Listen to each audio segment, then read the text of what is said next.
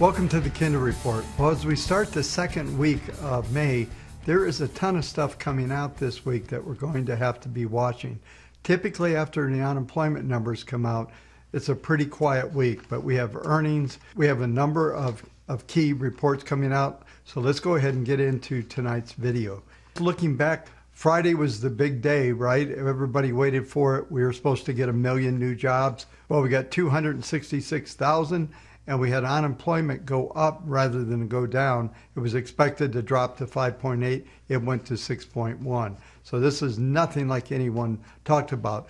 On my TradingView channel, I did talk about this, why I thought that Friday's report was bullish to the market participants. Many people were talking about the miss and how terrible it was. And it was that. There's something else going on here rather than just the unemployment numbers that are happening. So somehow we have high unemployment, but employers cannot find anyone to work. So why is that?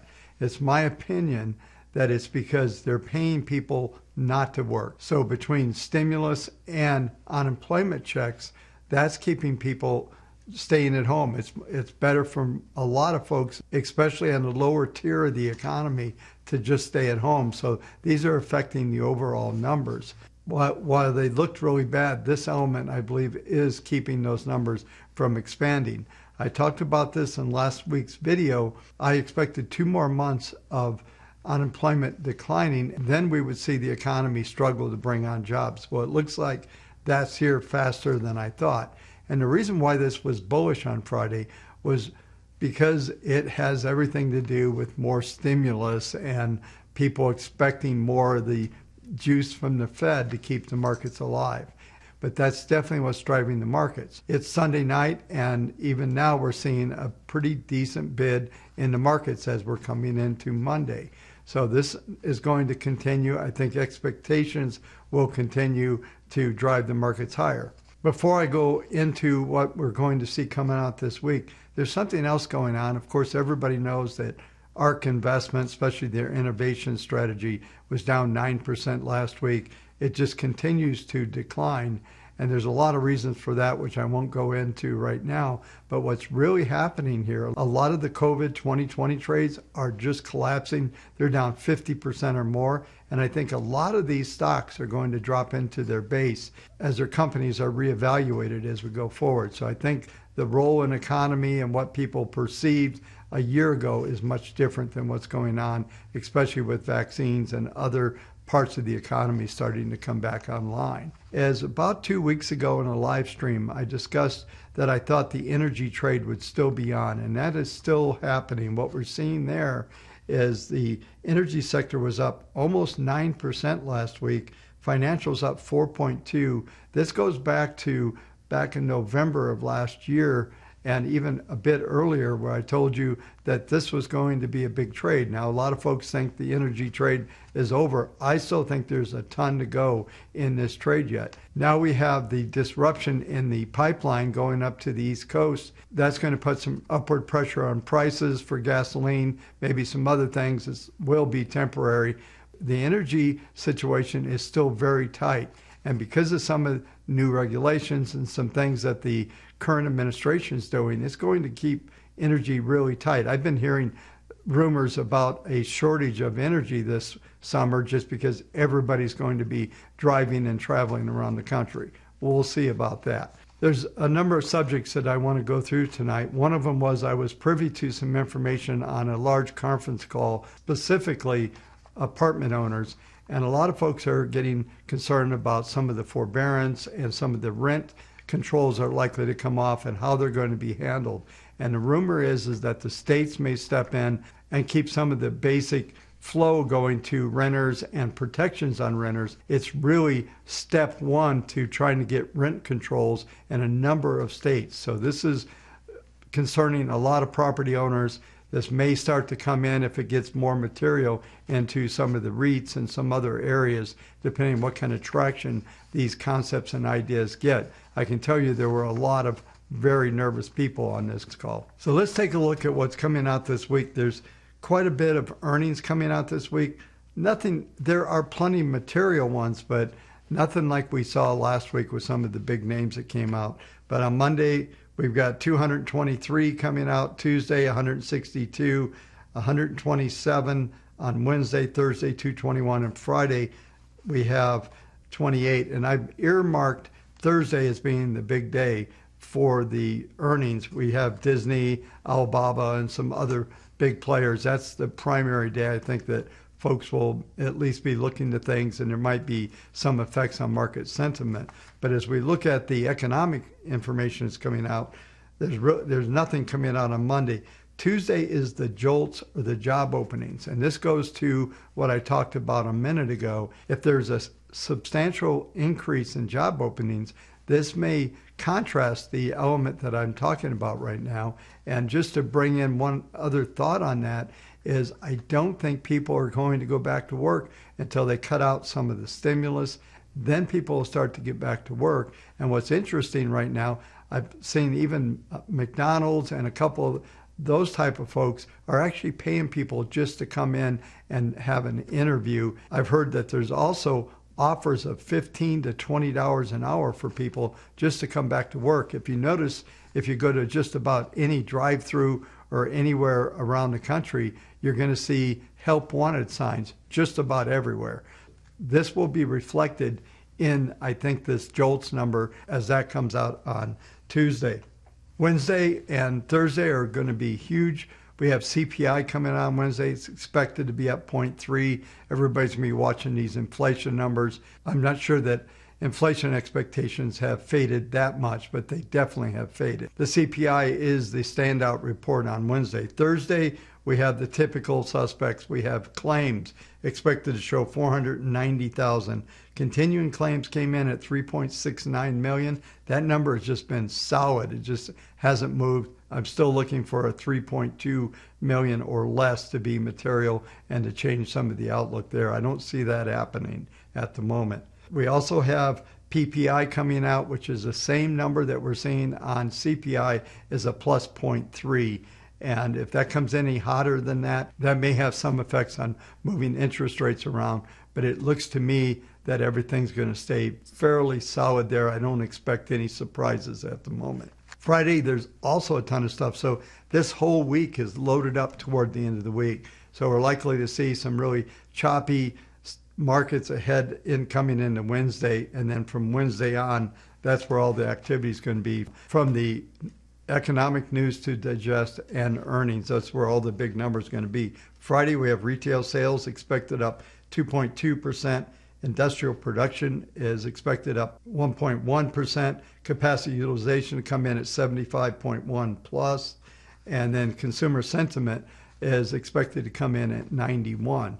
As we come into the end of the week, there is going to be a lot of activity. Quick mention before I go into the technical section, we did see a very mixed report. I expected the weekly models and our intermediate models to remain stable. That happened. I'll go through the details in a minute. They were actually just off slightly, and the daily models continue to move higher as well. But as I said, I'll go through all the details.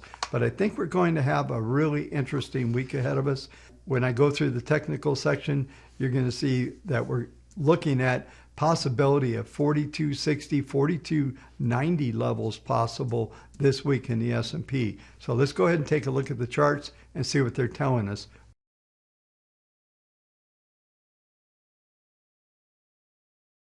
As I begin the review of the WaveTech database, as I mentioned in the opening comments, we did see a little bit of negative rotation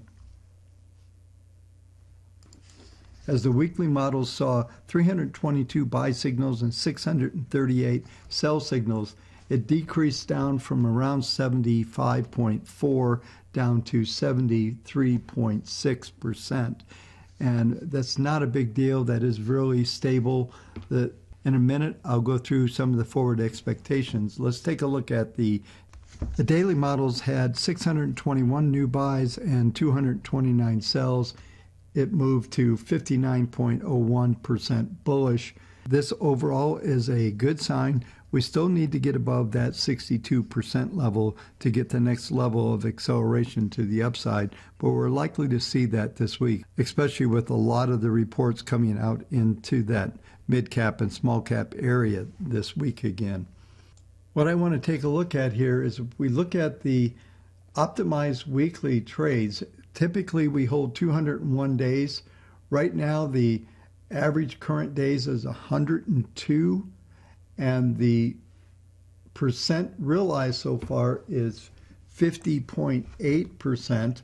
As we look down at the current profit is 25.86, but the average profit is 30.31. So we've realized about 85.7% of those of the expected returns, but we still have a fair amount to go. There's about 100 days left in the average holding period in these models. This suggests that we're likely to move through the summer with a slight upwardly bias. I do expect to see close to 100% of the gains be realized on the intermediate models and possibly exceeding, heading toward a standard deviation of that number.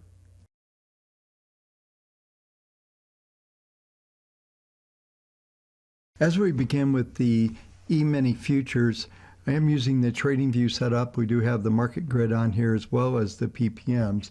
And as we look at the grid for tonight, you'll see over on the right-hand side is where these values are. The R1 value is 42.35, R2 is 42.45, and 42.56. You can see the numbers over here on the right. And this is likely, these numbers are likely to be hit over the next couple of days. I do expect to see today an S1 R1, which would be 42.15, 42.35. I'm expecting to see an S1 R2 for today, so that's 41.15 with a high of 42.45. We've already hit an R1 overnight. As we review the SPX on a daily basis, about 3 days ago, I did have that cycle low come in. So far, we've been able to move higher above that. On Friday, we did see the markets move higher toward the S3 number. The high was 42.38, S3 was 42.35, so we did trade into that number. So we look at the market grid for today. As I mentioned in the futures, I'm looking for an S1 R2 that would be 42.23 with a high of 42.52, but we're easily going to see the 42.60, 42.90 levels, I think, this week. There could be bigger numbers in the markets. The PPMs are all starting to turn up and trying to accelerate here. We're basically in neutral to slightly positive range. Let's take a look at the weekly chart so we can get a good idea of how those are setting up. As we look at the market grid for the weekly, R2 is 42.70, R3 is 42.90. I do expect to see us get into that range this week. The extreme would be 43.08, and as we start to see this acceleration, I think we're going to see the 4,400 handle very soon here. And as this market starts to accelerate, we're looking at PPM1 now at a 1.05, PPM2 at a 0.70, and PPM3 at a 0.65. Since we're still at the beginning of the month, let's take a look at the monthly expectations. And you can see R1 we've already hit, which is 42.37. R2 is 43.01. R3, 40.65. RXT is 44.21. So we easily could see this month this 4,400 level. For sure, we're likely to see an R2 number, and my expectation would be a minimum of R3, 43.65. So this market is likely to continue on this upward surge, and especially with these type of PPMs on a monthly basis, 2.64 on PPM1, 1.88 PPM2, and PPM3, 1.15.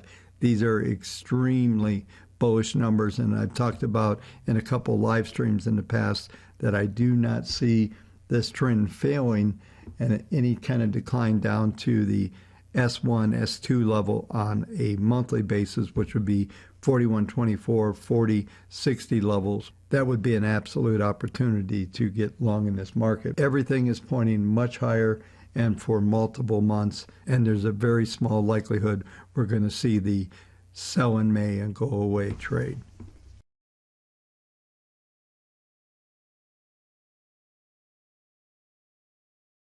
The next market that I'll cover is NASDAQ. NASDAQ still has some negative influences in there. The PPM one is at a minus 0.21, which is in a trend mode down.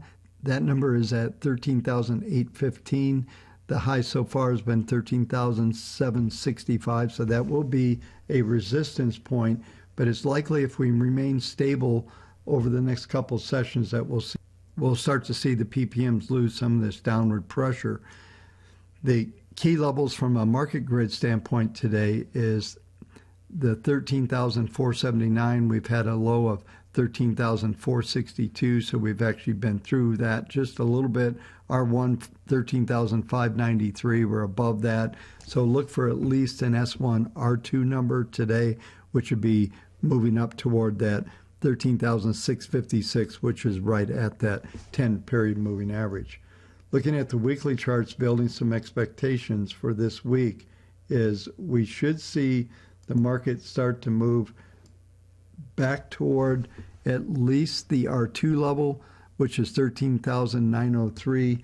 The key level in this chart will be the 10-week moving average, 13,515. S1 is 13,618. So look at an S1 R2 for this week as far as that goes. The PPMs are still very positive from a trend viewpoint. So there's less than a 30% probability to decline below the 10-week moving average this week at 13,515.